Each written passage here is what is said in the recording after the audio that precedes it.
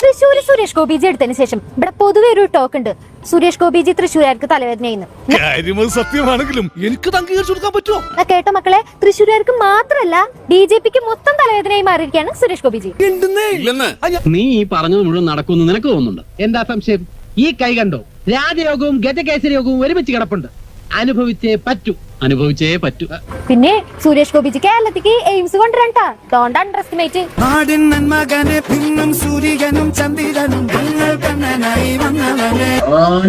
പഠിച്ചു പറഞ്ഞതാണ് കേരളത്തിന് തൊരണം വേണം, നിശ്ചയമായിട്ടുമുണ്ട്. ഒന്ന് മതിയോ? മതി. കാലത്തെ ആരാധ എന്നോട് പറഞ്ഞു, മുത്തുപട്ടർ ദേവേന്ദ്രന്റെ അച്ഛൻ കേരളത്തിന് വരും, കേരളം പൂർണ്ണമായ ലിസ്റ്റ് തരട്ടെ എന്ന് മറുപടി പറഞ്ഞിട്ടുണ്ട്. ഇത് ആലപ്പുഴയിൽ കിട്ടണം. ഇത് വല്ലതും നടക്കുവോ പ്രസിഡന്റ്? എന്ത് ചോദ്യ കൊച്ചുകൃഷ്ണ ഇത്? എന്റെ ഇപ്പോഴത്തെ ഒരു രാഷ്ട്രീയ സ്വാധീനം വെച്ച് നിനക്ക് മൃഗശാലയിൽ ജിറാഫിന് തീറ്റ കൊടുക്കുന്ന പണി വരെ മേടിച്ചാൽ എനിക്ക് പറ്റും. പിന്നെയാണ് ഒരു കേരളത്തിലേക്ക് എയിംസ് വരാൻ പോവാണ്, അത് ആലപ്പുഴയിലാണ് വരാൻ പോണെന്നാണ് സുരേഷ് ഗോപിജി പ്രഖ്യാപിച്ചിരിക്കുന്നത്. ഇപ്പൊ രണ്ടെണ്ണം പുതുതായിട്ട് ചെയ്യാൻ പോകുന്നു, ഒന്ന് നെടുമങ്ങാട്, ഒന്ന് കാക്കനാട്. അപ്പൊ ഞങ്ങൾ തൃശ്ശൂരുകാരോ? തൃശ്ശൂർ എടുക്കാൻ തന്നിട്ടുണ്ടെങ്കിൽ ഞങ്ങൾക്ക് എയിംസ് കൊണ്ടുതരാന്ന് സുരേഷ് ഗോപിജി എന്ന് പറഞ്ഞിട്ടുണ്ടായിരുന്നില്ലേ?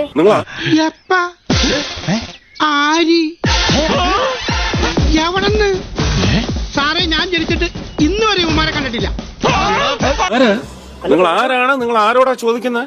വളരെ സൂക്ഷിച്ച് സംസാരിക്കണം. കള്ളനവൻ പെരുങ്കള്ളൻ എന്റെ കൈ കെട്ടിട്ടില്ല. തൃശ്ശൂർ എടുക്കാൻ വന്നപ്പോ നിങ്ങൾ എന്തുട്ടാ പറഞ്ഞോണ്ടിരുന്നത്?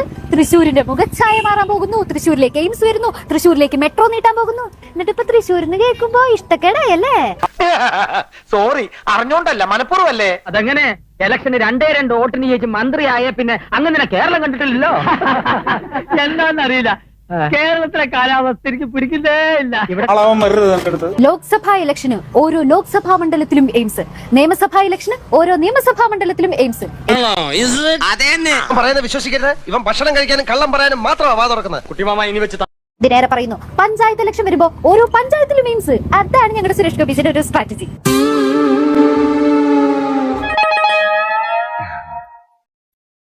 പ്രധാന പ്രശ്നം ഇതൊന്നുമല്ല. ആലപ്പുഴയിലെ എയിംസ് വരുന്ന കാര്യം സുരേഷ് ഗോപിജി പ്രഖ്യാപിച്ചു കഴിഞ്ഞു. പക്ഷെ ഈ പ്രഖ്യാപിച്ച കാര്യം മറ്റു ടീമാർ അറിഞ്ഞിട്ടില്ലാന്നേ. BJP സംസ്ഥാന വ്യാപകമായിട്ട് എയിംസ് എവിടെ വേണമെന്ന് തീരുമാനിച്ചിട്ടുമില്ല. അത് പറഞ്ഞ് തർക്കിക്കാൻ ഞാനില്ല. എന്തോ തകരാറുണ്ട്.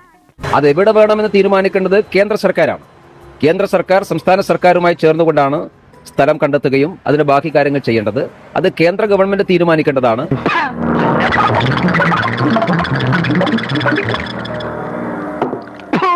കുറച്ചുള്ള എന്റെ ചെവിയിൽ ഒഴുക്കി, എന്റെ ചെവിയും ചെയ്താറി. ചെവി മാത്രമല്ലടാ, നീ മൊത്തം അറിയാ, അല്ലെങ്കിൽ ഇങ്ങനെ ഒരു നാറ്റപ്പണി ചെയ്യൂ. പരമായി ഓരോരുത്തരും പറയുന്ന അഭിപ്രായം BJP കേരള ഘടകത്തിന് അഭിപ്രായമായി പരിഗണിക്കേണ്ട ആവശ്യമില്ല. പൊതുവാഴ്ചയോട് പ്രത്യേകം പറഞ്ഞിട്ടുണ്ട്.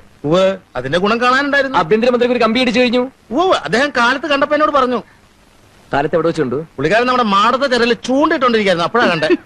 സുരേഷ് ഗോപിജി ഒരു നിലപാട് പറയുന്നു, അത് തള്ളി മറ്റ് BJP നേതാക്കൾ രംഗത്തെത്തുന്നു. അപ്പൊ ഈ നേതാക്കളുടെ നിലപാട് തള്ളി വീണ്ടും സുരേഷ് ഗോപിജി രംഗത്തെത്തുന്നു. അങ്ങനെ സുരേഷ് ഗോപിജി കാരണം മറ്റ് BJP നേതാക്കൾക്ക് തലവേദനയാണ് കൈ. ഞാനായിട്ട് ഇവിടെ പ്രശ്നമൊന്നും ഉണ്ടാക്കണ്ട, അതിന് ഞാനുണ്ട് ഇവിടെ. ജിമാർക്കും ഇതിനെപ്പറ്റി വലിയ ധാരണയൊന്നുമില്ല അല്ലേ? എയിംസിന്റെ പേരില് അകത്ത് നല്ല അടി നടന്നോണ്ടിരിക്കണല്ലേ? ഇത്രയും വലിയ ഗതികെട്ടവൻ ഈ ലോകത്ത് വേറെ ആരെങ്കിലും ഉണ്ടാവും എന്റെ കർത്താവേ. ഇതിപ്പോ പട്ടിക്ക് മുഴുവൻ തേങ്ങ കിട്ടിയ പോലെ ആയല്ലോ മുക്തിയാർ. എനിക്കിത് നേരത്തെ തോന്നി. സാറ് പട്ടി തേങ്ങ വെച്ചപ്പോ കേന്ദ്ര ഗവൺമെന്റ് ഇതിനെക്കുറിച്ച് ആലോചിച്ചിട്ട് പോലുമില്ല, ചിന്തിച്ചിട്ട് പോലുമില്ല. ആരോഗ്യവകുപ്പ് ഇതിനെക്കുറിച്ച് ഒന്നും തന്നെ പറയുന്നില്ല. ഇയാളിങ്ങനെ വന്നിട്ട് ഇതുപോലെ ഓരോരുത്തർ ആണെന്ന് പറഞ്ഞുകൊണ്ട് പോവുക, എന്നിട്ട് കേരളത്തിലെ ഗവൺമെന്റ് അവരെടുത്ത് കൊടുക്കാത്തതുകൊണ്ടാണ് എന്നും പറഞ്ഞിട്ട് ഉള്ള പ്രചാരവേല നടത്തുക. ഇത് വെറും തട്ടിപ്പാണ്. എല്ലാ കാലത്തും പറ്റിക്കാം, എല്ലാരെയും കുറച്ചു കാലത്തേക്കും പറ്റിക്കാം. പക്ഷേ എല്ലാരെയും എല്ലാ കാലത്തും പറ്റിക്കാൻ പറ്റില്ല.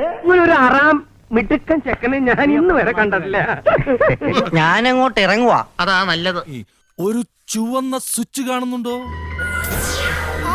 കാണുന്നുണ്ട്. ചുവന്ന സ്വിച്ച് അമർത്തി.